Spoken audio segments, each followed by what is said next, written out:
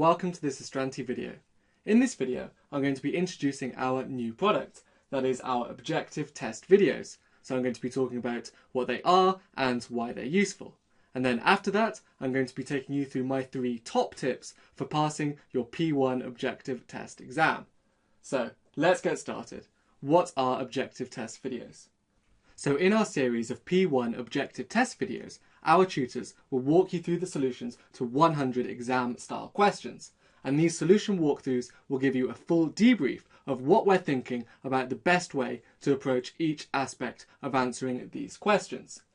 These questions will cover every single chapter of our study text. So there'll be questions based on everything from variance analysis through to linear programming and forecasting. And each of them will be based on a given representative task statement, so they will correspond closely to the topics that you'll be asked about in your actual exam.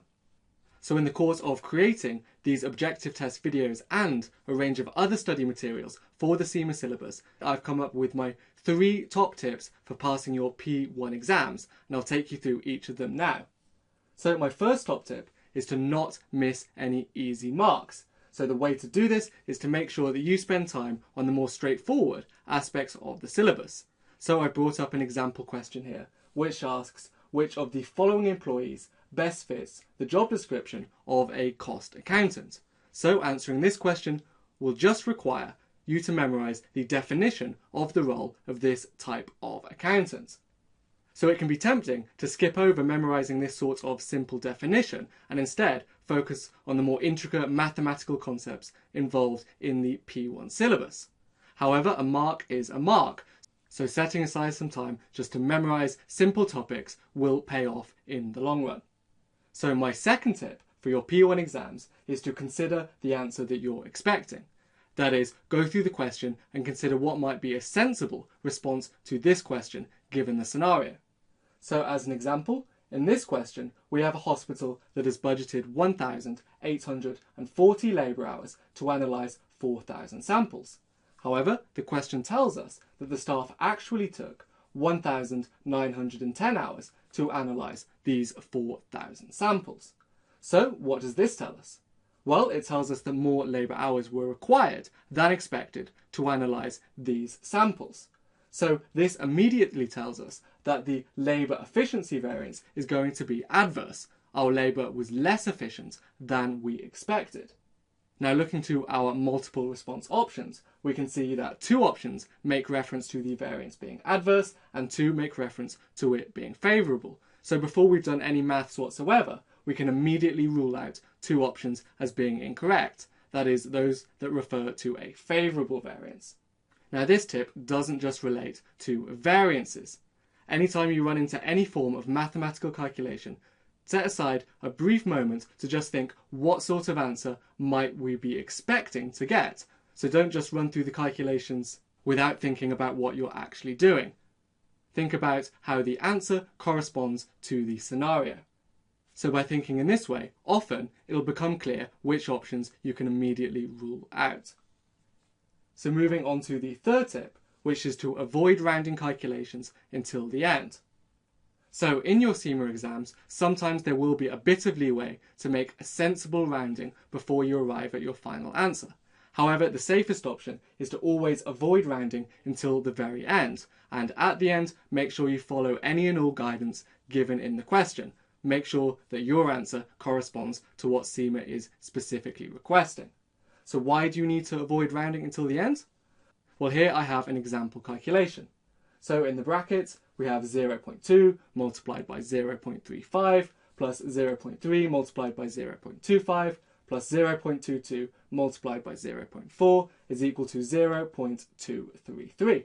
So what this calculation relates to doesn't actually matter. Just know that this calculation gives the answer of 0.233. Now, the next stage of this answer is to divide $349,500 by 0.233. And by doing this, we get $1,500,000. So this is the correct answer.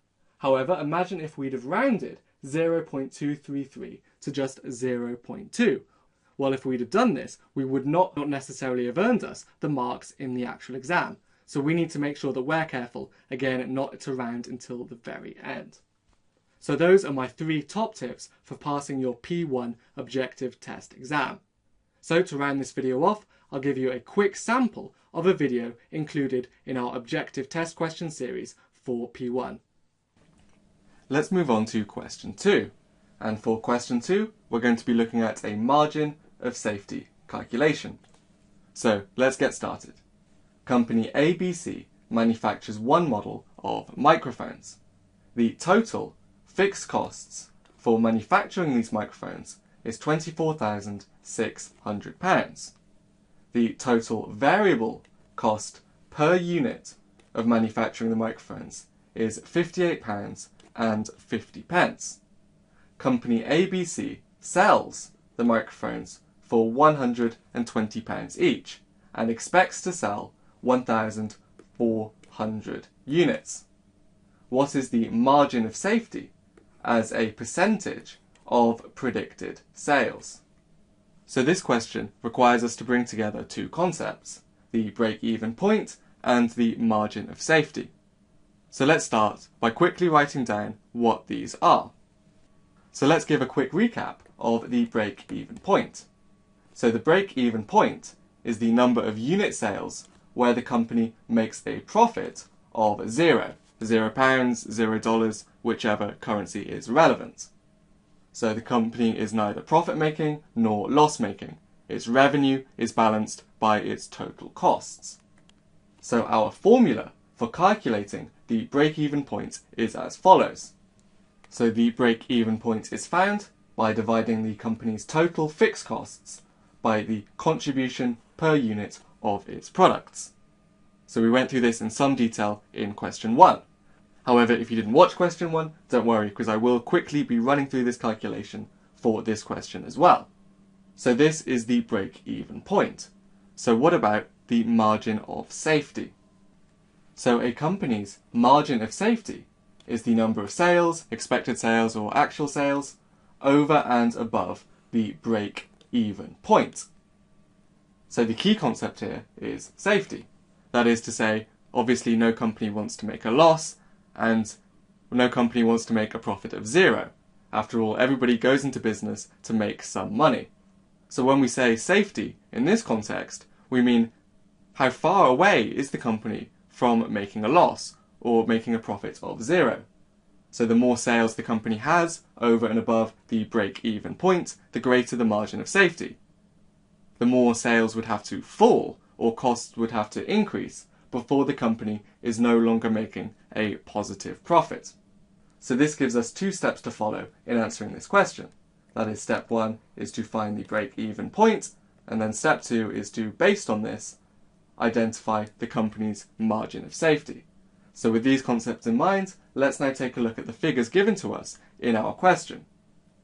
So step 1, finding the break-even point. Well, the question tells us that company ABC's total fixed costs are £24,600. So we'll put this as the numerator in our formula for finding the break-even point. We know that company ABC sells the microphones for £120 each, and the total variable cost per unit of manufacturing the microphones is £58.50 minus £58.50. So by subtracting the total variable cost per unit of manufacturing the microphones from the selling price of these microphones, we can calculate the contribution per unit. So I'll write the formula down for finding the contribution as a quick recap. So the contribution per unit is equal to the selling price per unit minus the variable costs per unit, which is what we've done here. So £24,600 divided by £120 minus £58.50 is equal to 400. Specifically, 400 units that company ABC needs to sell in order to break even. 400 microphones. So this is the company's break-even point, and the answer to step 1 of our calculations. So remember, the margin of safety is the sales over and above the break-even point. And if we look to the question, it tells us that company ABC expects to sell 1,400 units, 1,400 microphones. So if we take this figure of 1,400, subtract the break-even point that we just calculated of 400 units, we see that we have a margin of safety of 1,000 units. Company ABC expects to sell 1,000 units over and above its break-even point. However, this is not our final answer. The question asks us to express this margin of safety as a percentage of predicted sales. So all we have to do to complete step 2 of our calculations is to take this figure of 1,000 units as a percentage of the predicted sales of 1,400 units. So to do this, we take our figure of 1,000, divide it by 1,400, and then multiply by 100 to express it as a percentage. So this gives us a figure of 71.42857 and so on percent, which to 2 decimal places is 71.43%. And this is our final answer. The number of units that company ABC expects to sell over and above its break-even point, expressed as a percentage of its total predicted sales. And this, looking to our options, is option A. So thank you very much for watching this video. So head on over to Astranti.com, where right now there is a full 16 chapter set of P1 objective test question videos, and the first 3 chapters are available for free, so you can have a look and see if you like them before purchasing the full series. So I hope this video has been helpful for you, and make sure you like the video and subscribe for more updates.